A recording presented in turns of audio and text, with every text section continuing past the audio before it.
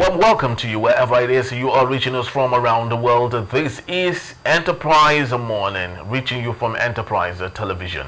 I am Henry Igwebike. Today we'll be starting off with our newspaper headlines, and right after that is our main conversation also. Please do well to be part of what we do. You can always find and reach us at enterprisetvnews.com, and also do like, comment and follow us on all our social media platforms at Enterprise TV 7. We're very honored to have with us, joining us via Zoom in Lagos State, Nigeria, Barrister Tunji Abdul Hamid, barrister at law, public affairs, commentator. Good morning to you, barrister. Good morning, Henry. Thank you for having me. Thank you so very much. Let's start today with the first daily on our desk, and it is on the Guardian newspaper. We have a series of stories here. On the very top strip here, police face Senate scrutiny over 3,907 missing assault rifles. Wow, that's a big one. We do not know how that, of course, happened. But we do sincerely hope that the Senate will actually find a way around this so that we can recover, those assault rifles that might be with the wrong people. And still on the top strip here, we have other interesting stories. But let's just go straight to our talking point for today. ATM withdrawal fee. CBN bets on breaking POS monopoly, improving banks' cash operations. Barrister Tunji, for some of us who are patriotic Nigerians, it's still difficult for us to understand how Nigeria works. The POS operators get their funds, all those large stack of money, they get it from the banks, our commercial banks, and most ATMs in those commercial banks do not work. And the CBN is aware of this issue and where the POS operators get their money from.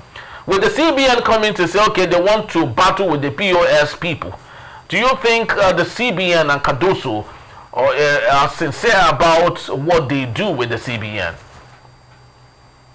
I don't think so. I don't think they are sincere, and it's just a ploy to cover up their efficiency, as far as I'm concerned. Because the inability to have money in ATM is a failure of regulation, as far as I'm concerned. And the ability for the POS people to have money, while ATM are not having money, is a failure of regulation. So if the regulators are doing well, are doing what they are supposed to do, there won't be any complaint of everybody not having money at the ATM. And then once there's money at the ATM, the people fail the way. The business will fail the way. Yes. Sorry, not even fail. I don't want them to fail. But at least the extortion will reduce, because I can also get to ATM and get my money, even though I may not be able to get as much as you can give me, yes. Because in our ATM too they have limitation. Yes. And then again, bearing in mind the CBN is encouraging people to go beyond the ATM. Look at the new policy of when you withdraw outside your ATM, after your bank ATM machine, you'll be charged. So people will want to say, look, if they don't have a close by ATM of their bank, they will go to POS, and POS will be making money in that. So for me, the inability of the CBN to enforce its policy or to even follow through, or is the reason why the POS is seen as a bank. You don't even blame the POS alone. I don't see people the way they spray in the party these days. Before, you used to be 1-1, you'll be doing it, you'll be able to be 1-1. These days, bundle, they give it to you 1-1. So where are they coming from? And it's not that dirty notes they are giving. It's not from CBN or from the banks. Why are they not saying anything about that? Why is it only about this POS? The way and manner where our money is getting out to people who are not legally to hold it are many. It's only on POS. We need to pay our attention to so many of these things. And like I said, it's a failure of regulator. So who is the regulator of the banks? CBN. Once CBN has failed its responsibility, and the policy being rolled out by CBN is not helping matter. These are policies that are just aim at making money, not about people, not about the interest of the people. So as long as you continue to bring out policies that is aim at generating money at the expense of the people, you will see people circumventing it. in the name of also making money for themselves. So the CBN will not have the moral right to castigate or allege anything against POS operators. As far as I'm concerned, the CBN, if it's doing his job very well, if there is money in ATM, if you can be sure that at any time when you get to ATM, you will get your money. If CBN is of fee on every what's it called, withdrawal, or they are not limiting your withdrawal to 10,000, 5,000, or whatever, you can. Are you aware that sometimes when you use 20,000 ATM a day, you may not be able to use it again? Yes. You have exceeded your daily needs, 20,000 naira, and somebody is in need of 100,000 or 200,000 naira. Where is he going to go to? POS. So for me, they don't want to encourage you carrying cash, and they think those things that will make you not carrying cash are not working well. You want to use your mobile network to pay. It will disappoint you sometimes. Yeah. So there's no way you not look for cash in a way. For me, the CBN is not doing its job very well. It has failed in its responsibility, and that's why we are seeing all those things. The only thing they are good in doing these days is where money will come from, how to make money from the people, how to make money, how to give money to banks, how commission or how levy will be imposed. That is the area they are very effective on. But when it comes to doing the proper works of banking of CBN as a regulator, I think they've not done well. Very, very well said, because you talked about the CBN conscious about where to make money. Let's not forget, the same POS they want to reduce to nothing, they still charge from them. They just increase their fee. You know, for every transaction you make, they take 50 naira, and it's actually so very unfortunate. I just wanted to ask in 60 seconds, still on the story, do you think Cardoso truly does understand his deliverables? From so far, I don't believe so. So far, from the reality on ground, I don't believe so, because I've not seen only those who are supporters of this government are seeing the progress that we're making. Because they are telling us we are making progress and the economy is getting better. I am not seeing it. I don't know if you are seeing it. The work being done by Cardoso, you know, this financial issue of a thing, it's not only this economic policy of a thing. It's not only about Cardoso. The Minister of Finance is doing his work very well. It's a collaborative effort. It appears all the policies are being put on the head of the CBN. They want to see CBN. They want CBN to make all the policies that will keep us, that will squeeze us and make money for those who are operating the owners of banks. Because these days the owners of banks are making money in the name of getting this one levy or the other on behalf of the government or on behalf of themselves. So for me, I have not seen those policies from the Cardoso that I can say he has shown that he knows what he's doing with. What I've seen so far is trial and error. And for me, they are not working for our progress for now. Very, very true. Trial and error, not working, and would not work. It has never worked for any economy, and I don't think that can work for Nigeria. But let's take a look at the Punch newspaper for today. We have other stories here. Telcos tariff hike, reps demand reversal as new pricing begins. And also on the middle of that story, just on the net of the story, we have INEC strategizes to tackle vote buying during Anambra governorship poll. Barrister, tell me, do you think it's ever possible to stop vote buying in our electoral process in Nigeria? INEC, do you think they're sincere about what they are talking about here? It is a usual rhetoric from INEC. Every election they say that they will ensure that those who are buying food are nailed, or they are punished. Yeah, have you seen how many people have you seen that have been punished all this while for vote buying? And you see, this issue of vote buying thing is difficult for you to even convict people for it. It's difficult. You cannot just say because during election day you have money in my pocket, or somebody is handing over money to me. You cannot establish that money is for me to vote for him, because it's not just a straightforward liability. That once you see money, once there's money in your hand, or once you see Mr. A giving money to Mr. B, it is tagged as vote buying.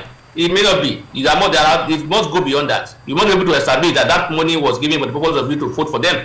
and that you are being asked to say, look, until this money is paid, I will not vote or this and that. There are so many. So for me, I think what we need to do, whether there is vote buying or not vote buying, if INEC should face its own responsibility of forget vote buying, leave vote buying for the security.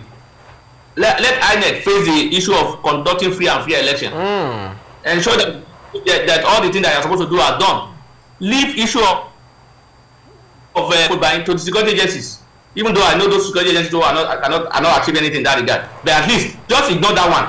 Face your own major primary responsibility of ensuring that there is free and fair election, of ensuring that look, there is no manipulation, of ensuring that the results are what it is and not what somebody wrote and gave to you people. Because we have been there are reflections these days regarding all this issue of results. They've been written by some people and given to some people and being announced. So for me, I think the NET to face its primary responsibility of ensuring a free and fair election, of ensuring compliance with the electoral law, of ensuring that look, there is no manipulation. Leave vote buying issue to the agencies, security agencies that are empowered to track that. Let them do that, and then they face your responsibility. All right, very well said. As INEC. Yes, very well said. On our last newspaper for today, the Vanguard, we have on the top strip here, and the talking point today, corruption index. Nigeria ranks 140 out of 180 countries. That's coming from Transparency International. Barrister, just before this particular publication that we have, an unidentifiable body allegedly equally made President Bola Ahmed Tinubu as the third most corrupt president in the world, even if we do not believe what they have said, because the body that brought out that statistics is not recognized, but Transparency International is what they assault. So do we think both analysis might be coming out with some little bit of facts? Of course, they want to bring out statistics, an organization of that standard will not just conjure or just give out information or statistics without any proper findings. So I think I want to admit that it's been done based on proper findings. But you see, thank God we are even not even there. We have been that we have moved up in a way from where we were before now. And you will see, and that's why you are not hearing any statement from you are not seeing this government releasing any statements. If that report were to be against the government, I were to be saying we shifted backward again, or we are moving closer to those who are the most corrupt. You have seen a response from Bayo Onanuga or some other of the some government people who are speaking on behalf of the government, denying those reports and categorizing them as probably being sponsored or this and that. So, but today is a bit favorable to them. You are not hearing anything about it. So for me, let's see. I will not want to sit here and say Transparency International will just come up and give us any statistics without any verifiable evidence. I want to believe them. Yes, but do you think our president recognizes some of these things? And if he does our president care about the perception this might have to the many investors that he has gone around the world to bring to Nigeria? Does he really care if this will affect all the deals he's signing all over the world? Which deal? How many of the deal have you seen? He has done a couple in India, he has done a couple in Qatar, he has done a couple in other countries that we have not seen. Signing agreement and reality and bringing the agreement to friction are not the same thing. Like we say in Nigeria, they say approval is different from release. You may hear they have approved so amount of money, but the other day after a year or 2 or 3 or 4, you say the money has not been released. So they are not the same. The same thing. There is difference between signing. I remember during former minister of former governor of Lagos State, the one before Abode. Former minister Fashola. Yes. I remember them signing the memorandum of Sunday regarding Fort Milan Bridge. It was signed. The same thing happened during Ambode. Have you seen the Fort Milan Bridge today? Have you seen anybody commence work on that? So the signing an agreement and the reality of it is not the same thing. For me, the presidency and though they recognize this what's it called, Transparency International, because when they were outside the government, they make reference and they use these statistics of this Transparency International to discredit the government in power then. So if today they are saying they don't recognize them, that would be a surprise to me, and that will show that there is no sincerity in what they have been doing, because or what we have been saying. Because before now, they make serious. Alabila Mehmed rely on these statistics so many times to discredit government in power at that time, and they are supported. And that position was supported, also supported the position of Alabila Mehmed then. I also have support from this president and other supporters of the president at that time. So for me, they are saying they don't recognize Transparency International. That would be unfortunate, and that will show a clear insincerity on the part of those who have in government. Very, very true. Because what we need basically is for those in power to just do the needful. Barrister, you will agree with me that Nigerians are actually not very greedy. We are not asking for so much. We are not asking for our leaders to take us to the moon, or maybe build some sort of scientific discovery that only us would have the advantage. Or we are just asking very basic things. But unfortunately, the same basic things do not get to us. And it's so sad. I do not know. Do you think it's ever possible for us to have a corrupt-free governance anytime in Nigeria? No country can have a corrupt-free government. No country. You can also talk about a reduction in it, or ensuring that it's not too pronounced. What we have in Nigeria is that it's a free-for-all corruption. That is why it's like the way it is. It's a corruption of system. There is no system in place. We have individuals who are powerful than the system, and that's why the corruption seems to be very glaring in our faces, and then nothing's been done. You can see the president, even the almighty president, trying to avoid having headlock with those who call subsidy corrupt people.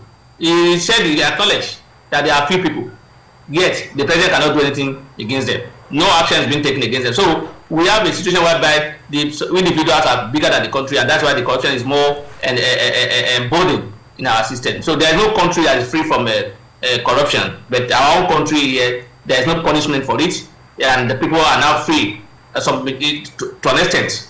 They are free to an extent to do, especially when you have connection with the government or when they are powerful, to do whatever you can do, and it goes scot-free. Yeah, we are not asking for much. In fact, if we are asking for much self, we are not asking too much.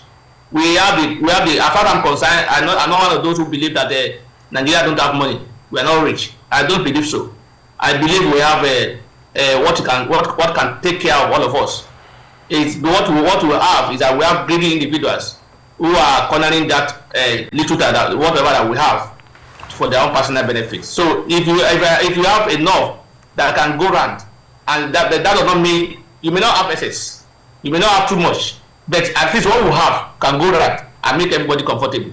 But because we have individuals who are selfish, who are greedy, who want to, and the imbalance in the system. You will hear a particular agency be paying 50 million for consultant monthly. You will hear an agency or a particular agency of government paying millions of naira salary for some people, while some people are collecting minimum wage.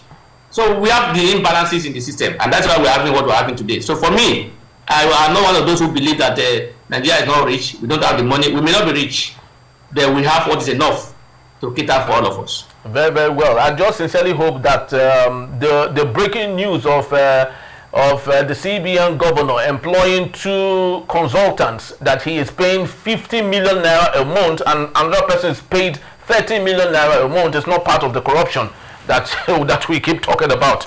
I just hope sincerely that it is not. Sorry? What are they consulting? What is the work of the CBN? CBN governor has PAs, has this and that. Why not appoint people who are knowledgeable in those areas, PA and SA, to be able to advise you on those issues and collect salary, rather than having a consultant again to make another money? You know what? You have a job that's being done by some people, and some other people are somewhere collecting money as consultants. As far as I'm concerned, it's part of the corruption that we're talking about in Nigeria. You know, corruption is not about only taking money. Corruption has to do with even not doing the right thing under the law. That is corruption. Not following the due process of law is corruption. Not discrimination is also corruption. So the corruption is a very wide thing. It's not just about people carrying money or stealing money. Very, very true. And I sincerely hope that what happened to Emefiele will not happen to him in the future, because of this is how it actually starts from, unfortunately. Thank you so very much, Barrister Tunji. We surely do appreciate you. Thank you for having me, Henry. All right. I take it with you. Yes, thank you so very much, sir. And just to let you know, Barrister Tunji will be here to take us on our main conversation when we return. El Rufai alleges plot to arrest, detain, and torture him. That in a bit. Still Enterprise Morning. Please don't go anywhere.